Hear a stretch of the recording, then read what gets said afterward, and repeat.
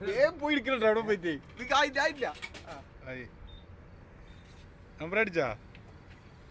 സാധനം വീണു കിട്ടിയാ പൂച്ചക്കുട്ടിനെ പിടിക്കണ പോലെ അല്ലോ അതവിടെ കിട്ടിയാ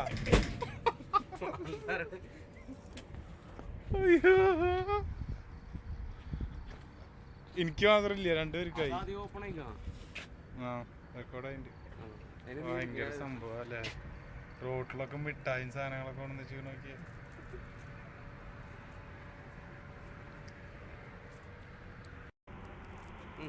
ഓക്കെയാണ്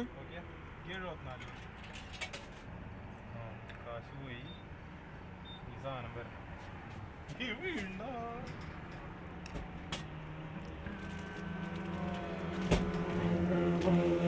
മുതല് കാശ് പോയില്ലടാ